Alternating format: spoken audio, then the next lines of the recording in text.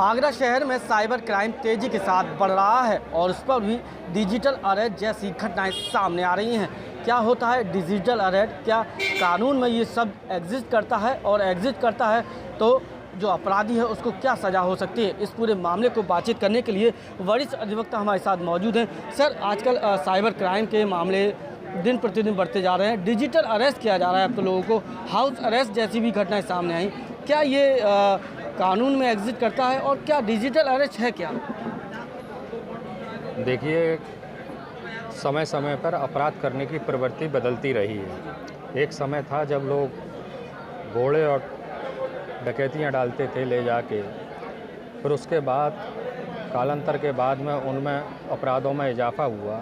आज क्योंकि डिजिटल युग है, हर व्यक्ति कंप्यूटर और मोबाइल से जुड़ा हुआ है, तो इसी तरह अपराधियों ने भी यहाँ भी अपने लिए जगह ढूंढ ली है और उसी के साथ वो ठगी करने के, अपराध करने के और शॉर्ट फॉर्म में पैसा कमाने के नए नए आइडिया लगाते रहते हैं। जहाँ तक आपका प्रश्न है डिजिटल अरेस्टिंग का, किसी भी व्यक्ति पर कभी जांच एजेंसी के नाम पर, कभी पुलिस का व्यक्ति बनकर, कभी ईडी का व्यक्ति बनकर, या कभी सीबीआई अफसर बनकर, जो डिजिटल का मतलब है डिजिटल माध्यम से, जिसने कहीं दूर सुदूर कहीं व्यक्ति बैठा है उसका मोबाइल नंबर लेके और उसको फ़ोन कर देते हैं, तो वो आदमी घबरा जाता है। जब वो घबरा जाता है तो वो जांच करता है। इतने में ही, इससे पहले कि वो कुछ समझ पाए या अपने आप को बचाव कर पाए या अपने किसी माध्यम से जाके संपर्क कर पाए, वो उसको इतना समय नहीं देते और उसी से ही कि आप तुरंत कीजिए, आपका बच्चा यहाँ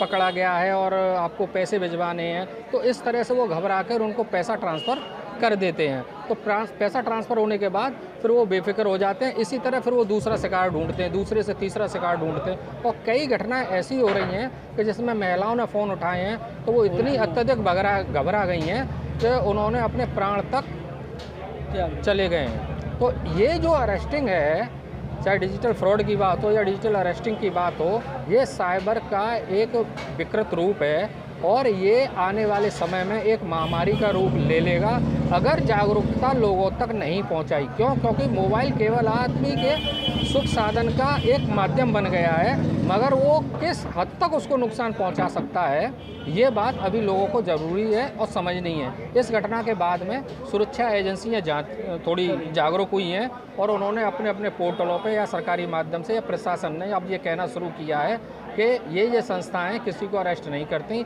अगर कोई फ़ोन कॉल आए या कोई डीपी लगा हुआ कोई पुलिस अधिकारी बन के या किसी और सीबी या बहुत अच्छे जो वेल एजुकेटेड लोग हैं वो तक उनके झांसे में आ गए हैं और उन्होंने लाखों रुपए अपनी मेहनत का उनको दे दिया। वकील साहब, क्या कानून की जो किताब है उसमें ये शब्द एग्जिस्ट करता है क्या, डिजिटल अरेस्ट? नहीं, ये शब्द डिजिटल अरेस्ट एग्जिस्ट नहीं करता था, क्योंकि साइबर क्राइम जब बना तो इस तरह की कोई सामने बातें नहीं आई।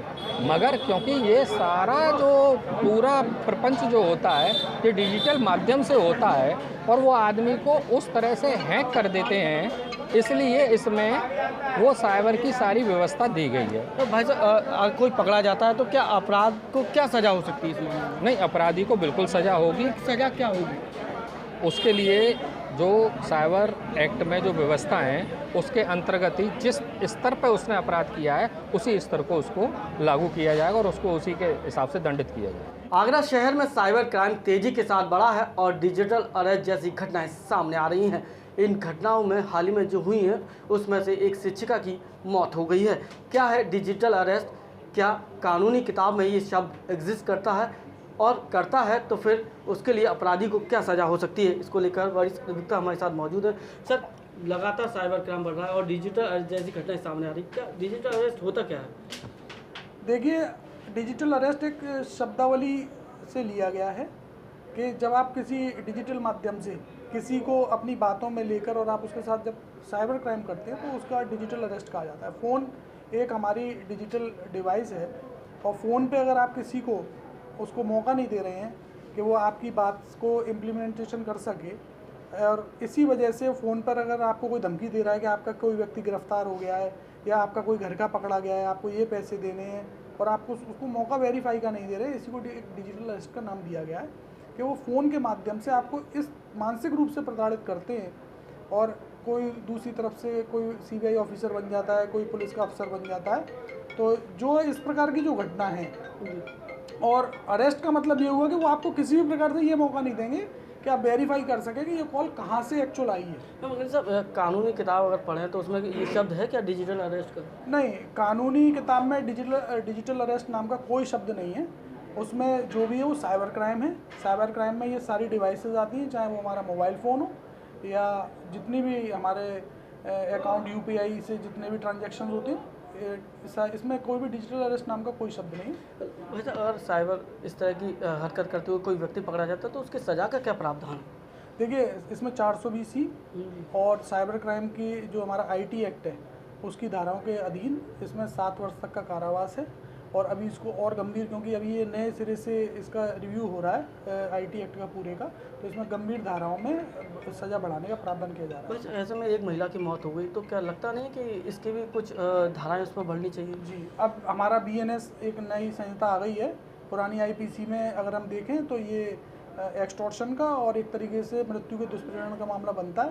तो बीएनएस में भी उन धाराओं में प्रावधान है और उसमें आजीवन कारावास का प्रावधान है।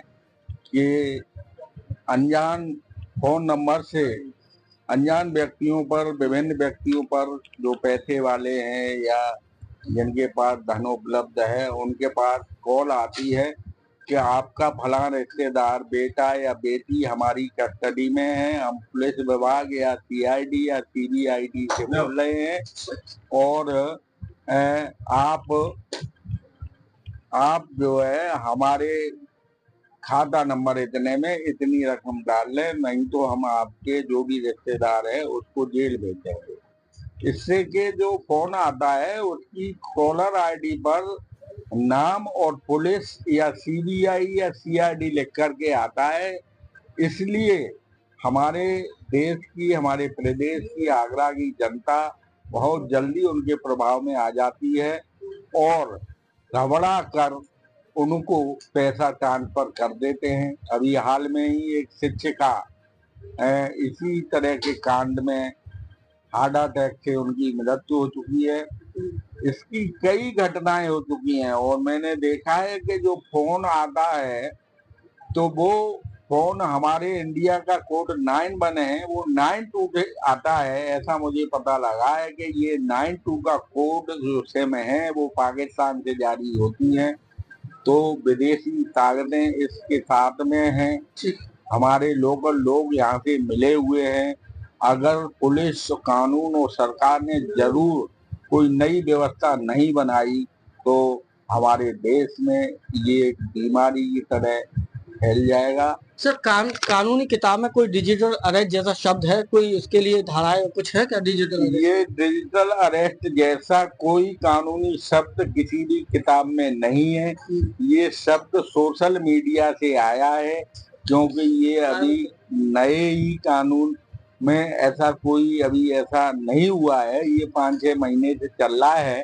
तो ये डिजिटल अरेस्ट का जो शब्द है ये केवल सोशल मीडिया पे है, किसी कानून की किताब में या किसी अधिकारी को ये इस तरह के अधिकार नहीं दिए गए हैं कि वो किसी भी व्यक्ति को डिजिटल अरेस्ट करे। तो सर इस तरह के अगर अपराधी पकड़ा जाता है तो कुछ सजा का प्रावधान है क्या उसके लिए? इस मामले में जो हमारा कानून पहले से बना हुआ है और जो नया कानून आया है, फ्रॉड का कानून लागू होता है और फ्रॉड में जो सजा है वही उस व्यक्ति को सजा मिलेगी।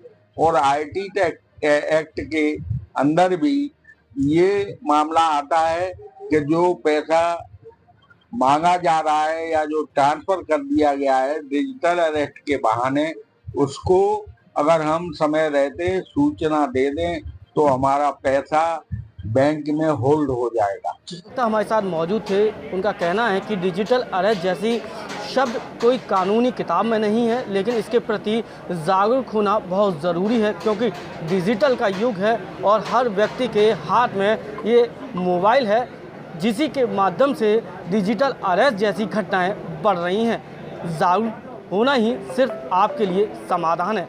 अपने साथी सोनू के साथ सत्येंद्र कुशवाहा, आगरा।